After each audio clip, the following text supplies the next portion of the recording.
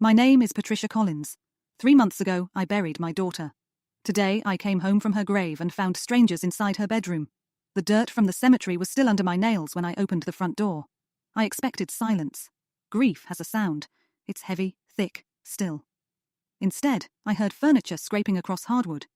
For a second, I thought I was hallucinating. Then I saw 2 movers carrying Lily's dresser down the hallway like it belonged to someone else. "Excuse me," I said, my voice too calm. "What are you doing?" One of them checked a clipboard. "Nursery delivery, ma'am. We were told to clear this room." Nursery. The word didn't register. It just hovered in the air like smoke. I walked down the hall. Lily's door was open. Her pink curtains were half torn down. Her bookshelf, the one Jason promised we'd never touch, was pushed aside. Her stuffed rabbit lay on the floor like trash. And standing in the middle of it all was my mother-in-law, Diane. Perfect posture. Cream sweater. Holding a mug of tea like this was a Sunday visit. "Oh, good," she said lightly. "You're home." I stared at her. "Why are there movers in my daughter's room?" She gave me that look, the soft, pitying one, the one that says you're fragile, Patricia. "You can't keep a shrine forever," she said. "It's time to move forward." Move forward. I had just come from Lily's grave. Diane stepped closer, lowering her voice. "It's for Jason's baby." The hallway tilted. Jason's baby. My husband. The man who held my hand at the funeral. The man who whispered, "We'll get through this." I felt something inside me tear. Not loudly, not dramatically, quietly. "She's pregnant?" I asked. Diane nodded, almost smug. 8 weeks. A blessing after all this darkness. 8 weeks. Lily entered hospice 9 weeks ago. The math clicked into place like a gun being loaded. Behind me, the movers carried out Lily's lamp. I watched it go. And then something unexpected happened. I didn't cry. I didn't scream. I smiled. Diane blinked. "Patricia!" I tilted my head slightly. "Funny," I said softly. Her eyes narrowed. "What's funny?" I folded my hands in front of me, cemetery roses still crushed in my grip. "Did Jason tell you about his vasectomy?" I asked gently. "Or should I?" The front door opened before Diane could answer. Jason stepped inside, loosening his tie, distracted. "Mom, did the movers—" He stopped when he saw me standing in the hallway. Then he saw Lily's dresser halfway down the wall. Then he saw his mother's face. "What's going on?" he asked carefully. I didn't look at him. "Congratulations," I said softly. "I hear we're having a baby." Silence, the kind that presses against your ears. Jason blinked. "What?" Diane straightened. "Patricia is confused." "No," I said calmly. "I'm very clear." I finally looked at him. 8 weeks, I continued. "That's what your mother said." His face drained of colour in real time. "Patty," he started, lowering his voice. "Not like this." "Like what?" I asked gently. "In my daughter's bedroom?" The movers froze mid-step. Jason shot them a look. "Can you give us a minute?" "No," I said before they could move. "They can stay. They're already part of this." He swallowed hard. "I was going to tell you." "When?" I asked. "Before or after the crib went where Lily's bed is?" Diane snapped. "You are being dramatic." Dramatic. That word again. I stepped closer to Jason, close enough to smell the unfamiliar cologne. "Did you tell her?" I asked quietly. "Tell me what?" Diane demanded. I kept my eyes on my husband. "About the vasectomy?" Diane laughed, sharp, dismissive. "That's absurd." Jason didn't laugh. His silence said everything. 3 years ago, after Lily's second relapse, we made that decision together. In a sterile office, holding hands, crying. "No more," he had whispered. "I can't watch another child suffer." He signed the paperwork. I kept a copy. "Say it," I told him softly now. He ran a hand through his hair. "It was reversible." "Was it?" I asked. His eyes flickered. "Because reversal requires appointments, bills, follow-ups." There were none. Diane's composure cracked. "Jason?" He didn't answer her. He stared at me like he was seeing me for the first time. Not as the grieving wife, not as the quiet woman in black, but as someone calculating. "You went to her," I said calmly, "while Lily was in hospice." "That's not fair," he snapped. "Fair?" My voice stayed level. "You left at 8:17 p.m. You said you needed air." His breath hitched. "Because I remembered the time. Because grief sharpens memory into something dangerous." "And now," I continued, "you're building a nursery in her room." Diane stepped between us. Jason deserves happiness. I looked at her slowly. So did Lily. The room went still. I turned back to the movers. Put everything back, I said gently. Diane barked. You work for me! I reached into my purse and pulled out a folded document. The deed. I handed it to her. You don't, I said softly. Diane's lips moved as she read. Jason's voice dropped. Patty, what did you do? I met his eyes. I stopped assuming loyalty, I replied. Then I added very calmly, you have 72 hours. Jason didn't argue after that. He did something worse. He got quiet. Diane recovered first, of course. She always did. You are not throwing your husband out over grief hysteria, she said sharply. Hysteria. There it was. The old, convenient diagnosis for women who refuse to stay small. I walked into the kitchen slowly, deliberately, and placed the cemetery roses in a glass of water. I'm not throwing him out over grief, I said calmly. I'm throwing him out over betrayal. Jason followed me. Patty, please, let's talk privately. No, I replied. We'll talk right here. Diane crossed her arms. You are not well. I almost smiled. Interesting, I said, because I feel very clear. Jason rubbed his face. It just happened. Affairs don't just happen, I said quietly. They require effort. Silence. Heavy. You weren't there, he blurted out suddenly. The words hit like ice water. I was at the hospital, I answered. I meant emotionally, he snapped. You shut down. I stared at him. I shut down. I was holding our daughter while she cried because the chemo burned her veins. I was memorizing the pattern of her breathing because I knew it wouldn't last forever. And he was seeking comfort. You left at 8:17 p.m. that night, I said softly. His head jerked up. You told me you needed air. He went still. Because he hadn't expected specifics. You came back after midnight, I continued, smelling different. Diane's eyes flicked between us. Jason's voice dropped. You're imagining things. No, I said. I started paying attention.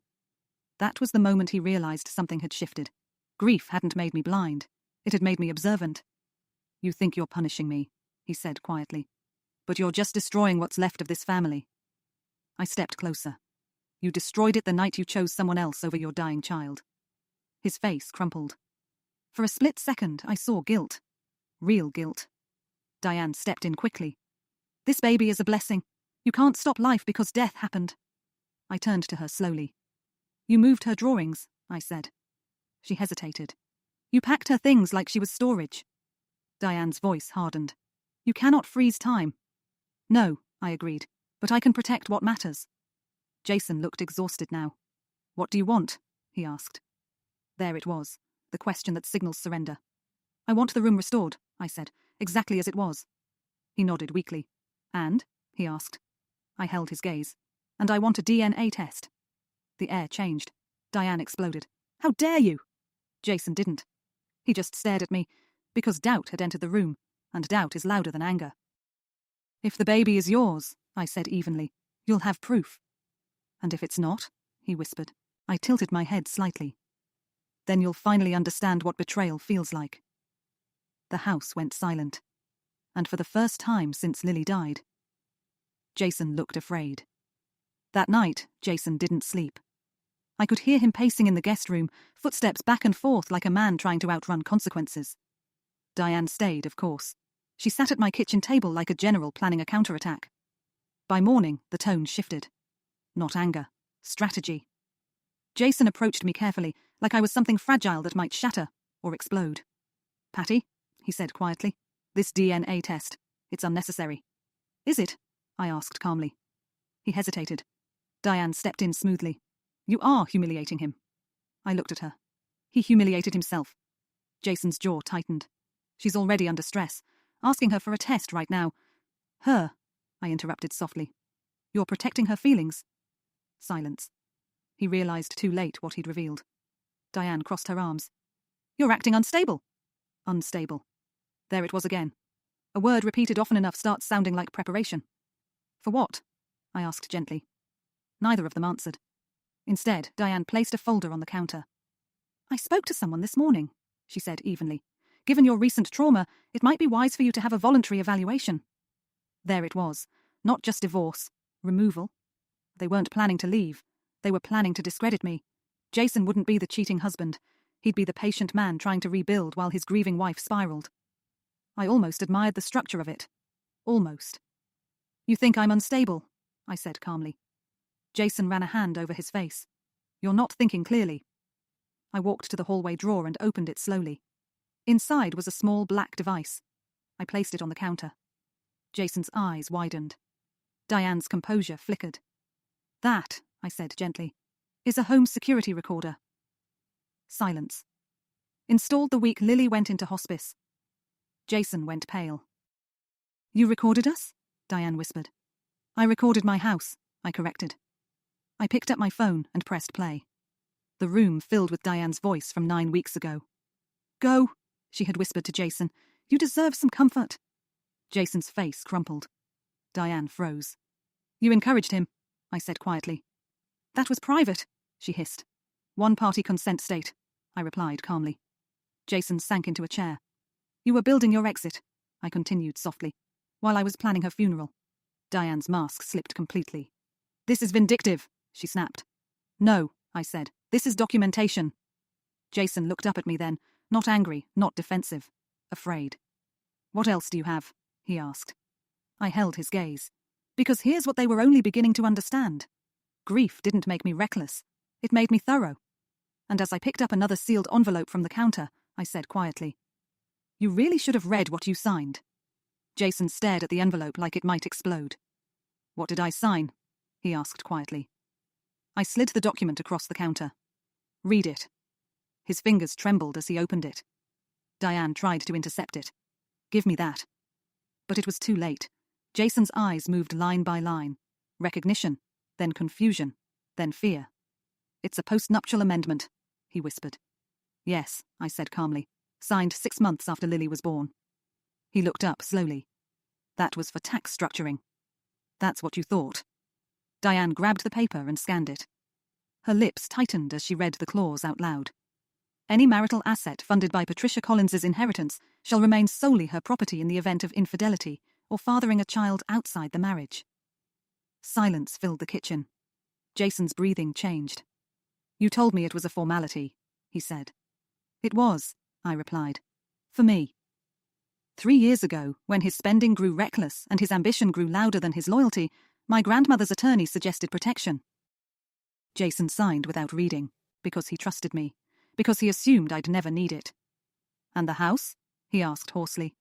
Mine, I said softly. The investment accounts? Diane demanded. Mine. Jason's shoulders slumped. If that baby is yours, I continued evenly, you leave with your clothes and whatever is solely in your name. Diane's composure cracked. This is manipulation. No, I corrected gently. It's consequence. Jason sank into a chair. You planned this, he whispered. I shook my head. I prepared, I said. There's a difference. He looked at me then, not as the grieving wife, not as the woman he underestimated, but as someone he no longer understood. What do you want from me? He asked. I walked to the hallway and opened the door to Lily's room. Her dresser was back in place, her curtains rehung, her stuffed rabbit upright again. I want this respected, I said quietly, and I want the truth. Jason swallowed hard. I told you. No, I interrupted softly. You told me what protected you. Diane stepped forward. You can't financially destroy him over a mistake. I turned to her. He financially destroyed himself the moment he thought I was too broken to notice. The room went still. Jason looked smaller somehow. What happens now? He asked. I folded my hands calmly. Now, I said, you decide whether you want to gamble everything on a child that might not even be yours. His face went pale, because doubt had taken root, and doubt spreads fast. Then his phone buzzed in his hand. He looked down. The screen lit up with her name, and whatever confidence he had left, drained. Jason stared at his phone like it had betrayed him.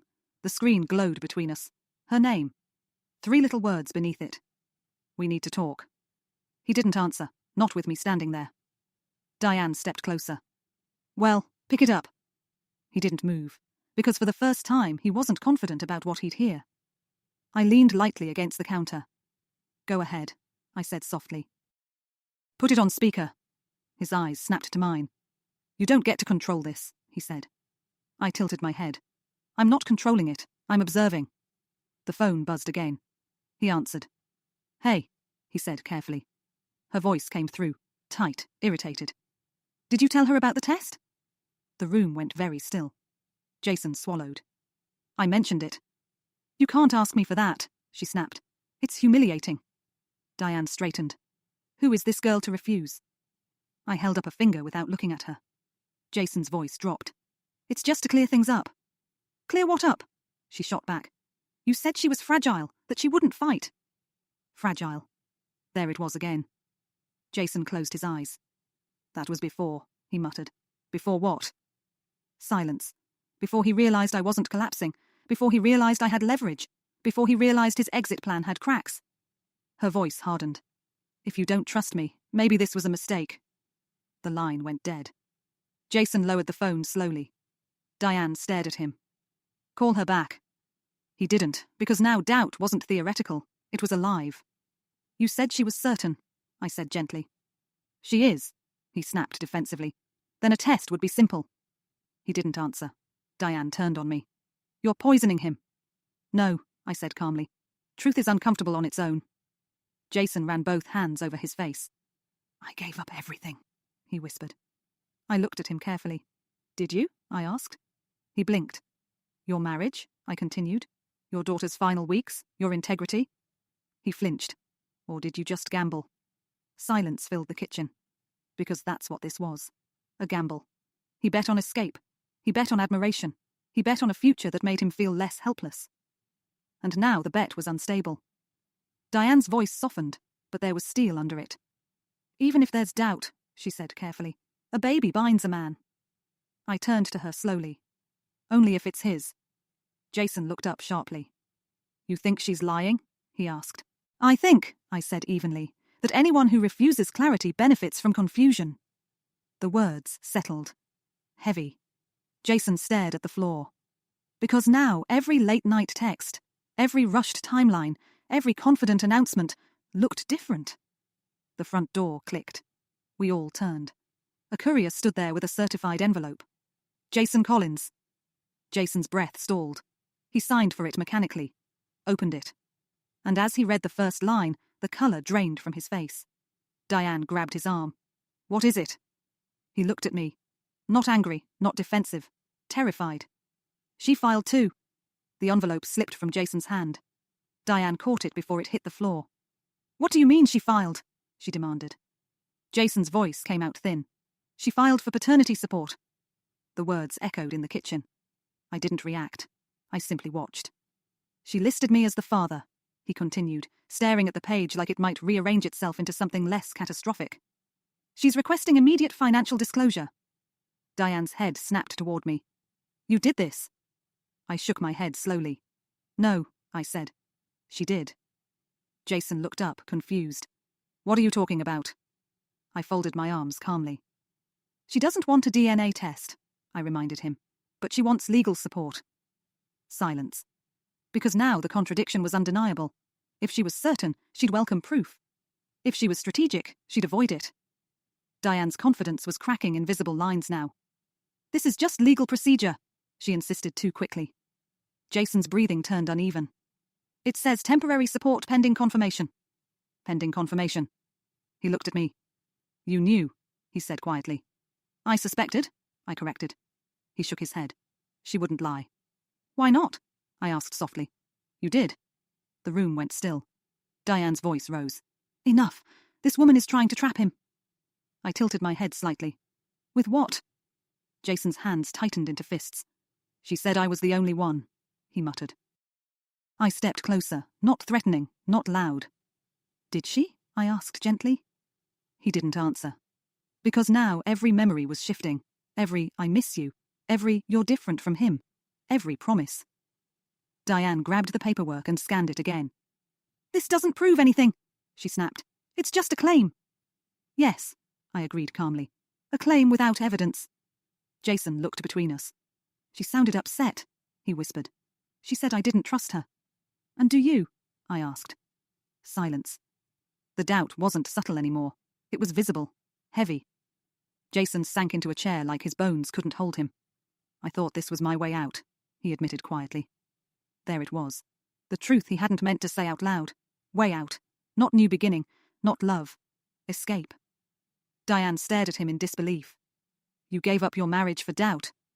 He didn't respond. Because he didn't know the answer anymore. I walked toward the hallway slowly. You have 60 hours left, I said over my shoulder.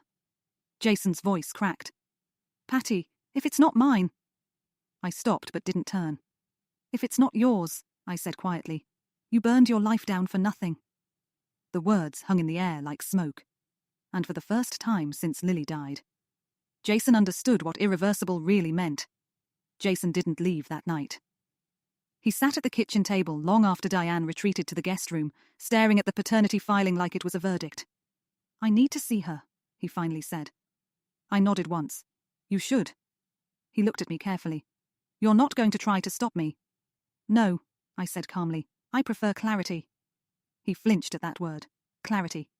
The thing he avoided. The thing she refused. The thing that was now circling him like a storm. He left just before midnight. The house went quiet again. Not the suffocating grief quiet. A different kind. The quiet before collapse. Diane emerged 15 minutes later. You've pushed him into a corner, she said sharply. I was standing in Lily's doorway. Her room was restored now. Perfect. Untouched. As it should have been. No, I replied softly. I removed his illusion. Diane crossed her arms. If that child is his, you've made yourself the villain. I turned slowly. If that child is his, I said evenly, then he made himself disposable. Her lips tightened. You're cold, she whispered. I held her gaze. I buried my daughter, I answered. Cold is efficient. Her eyes flickered. Not anger this time, fear. Because she was beginning to see something she hadn't anticipated. I wasn't unraveling, I was stabilizing. At 1:12 a.m., my phone buzzed. Jason. I answered without hesitation. His voice was hollow. She won't open the door. Silence stretched between us. She says I'm overreacting, he continued. She said if I trusted her I wouldn't question it. And do you? I asked gently.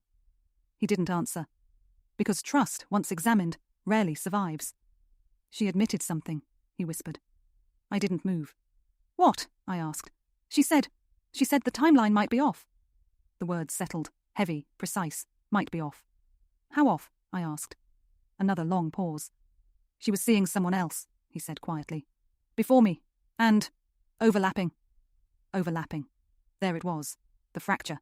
The gamble exposed. Jason exhaled shakily. I left you, he said, voice breaking, for something that might not even be mine. I closed my eyes briefly. Not from pain, from confirmation. Did she agree to the test? I asked. No. Of course not. Silence stretched again. Then, softer, smaller. Patty, what do I do? That question. The same man who thought I was fragile, who thought I wouldn't fight. Now asking me for direction. I opened my eyes and looked down the hallway at Lily's room. Her pink curtains swayed slightly from the air vent. Still. Untouched. You accept consequences, I said calmly. He inhaled sharply. And if it's not mine? He asked again. I let the words land carefully. Then you destroyed your family for nothing. The line went quiet. And in that silence, something irreversible settled into place. Because whether the baby was his or not, he had already lost the only thing that was certain.